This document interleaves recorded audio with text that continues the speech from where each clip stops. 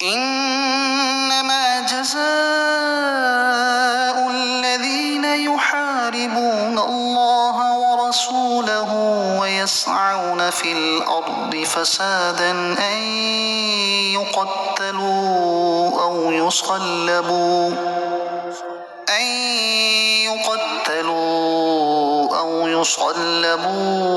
أو تقطع أيديهم وأرجلهم من خلاف أو ينفوا من الأرض ذلك لهم خزي في الدنيا ولهم في الآخرة عذاب عظيم۔ بے شک جو لوگ اللہ اور اس کے رسول سے لڑتے ہیں اور زمین میں فساد برپا کرنے کی کوشش کرتے ہیں، ان کی سزا یہی ہے کہ انہیں خوب قتل کیا جائے یا انہیں سولی دے دی جائے یا ان کے ایک طرف کے ہاتھ اور دوسری طرف کے پاؤں کاٹ دیے جائیں یا ملک کی سرزمین سے جلا وطن کر کے دور کر دیے جائیں۔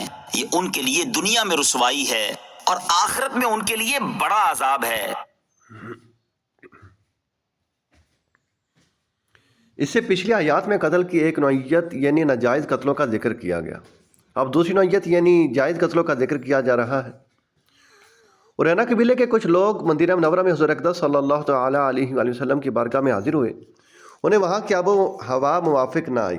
سرکار دو عالم صلی اللہ تعالیٰ علیہ وآلہ وسلم نے ان سے فرمایا، صدقہ کی اونٹنیوں کی چراگاہ میں جاؤ اور ان کا دودھ اور پیشاب پیو۔ انہوں نے اسی طرح کیا تو تندرست ہو گئے۔ پھر وہ مرتد ہو گئے، چرواہوں پر حملہ کر کے انہیں قتل کر دیا اور اونٹ لے کر بھاگ گئے۔ تاجدار رسالت صلی اللہ تعالیٰ علیہ وآلہ وسلم کو اس واقعے کی خبر پہنچی تو آپ صلی اللہ تعالیٰ علیہ وآلہ وسلم نے ان کے پیچھے لوگوں کو بھیجا جو انہیں گرفتار کر کے لے آئے۔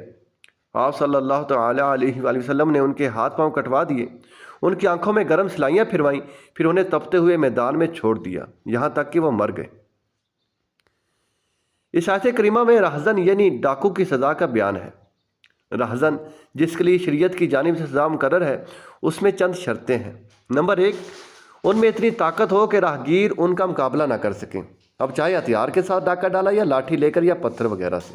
نمبر 2، بیرون شہر رہزنی کی ہو یا شہر میں رات کے وقت ہتھیار سے ڈاکہ ڈالا۔ نمبر 3، دارالاسلام میں ہو۔ نمبر 4، چوری کی سب شرائط پائی جائیں۔ نمبر 5، توبہ کرنے اور مال واپس کرنے سے پہلے بادشاہ اسلام نے ان کو گرفتار کر لیا ہو۔ جن میں یہ سب شرطیں پائی جائیں ان کے لیے قرآن پاک میں 4 سزائیں بیان کی گئی ہیں۔ نمبر 1، انہیں قتل کر دیا جائے۔ نمبر 2، سولی چڑھا دیا جائے۔ نمبر 3، دایاں ہاتھ اور بایاں پاؤں کاٹ دیا جائے۔ نمبر 4، جلا وطن کر دیا جائے۔ ہمارے ہاں اس سے مراد کا قید کر لینا ہے۔ اس سزا کی تفصیل کچھ یوں ہے کہ ڈاکو نے کسی مسلمان یا ذمہ کو قتل کیا اور مال نہ لیا تو انہیں قتل کیا جائے۔ اگر قتل بھی کیا اور مال بھی لوٹا تو بادشاہ اسلام کو اختیار ہے کہ ہاتھ پاؤں کاٹ کر قتل کر ڈالے یا سولی دے دے، یا ہاتھ پاؤں کاٹ کر قتل کرے یا پھر اس کی لاش کو سولی پر چڑھا دے، یا صرف قتل کر دے یا قتل کر کے سولی پر چڑھا دے یا فقط سولی دے دے۔ اگر قتل نہیں کیا، صرف مال لوٹا تو ان کا دایاں ہاتھ اور بایاں پاؤں کاٹ دیا جائے۔ اگر نہ مال لوٹا نہ قتل کیا، صرف ڈرایا دھمکایا تو اس صورت میں انہیں قید کر لیا جائے یہاں تک کہ صحیح توبہ کر لے۔ اسلام نے ہر جرم کی سزا اس کی نوعیت کے اعتبار سے مختلف رکھی ہے۔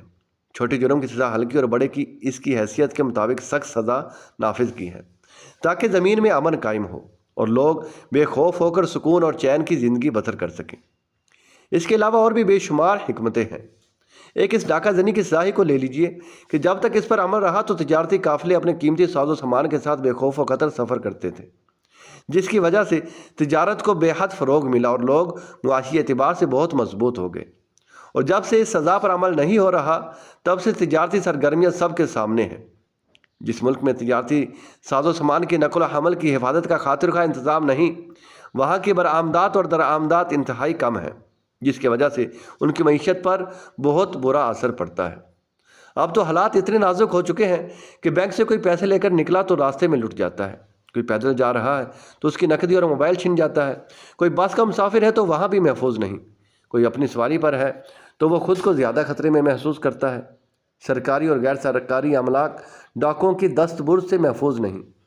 اگر ڈاکہ زنی کی بیان کردہ سزا پر صحیح طریقے سے عمل ہو تو ان سب کا دماغ چند دنوں میں ٹھکانے پر آ جائے گا اور ہر انسان پرامن ماحول میں زندگی بسر کرنا شروع کر دے گا۔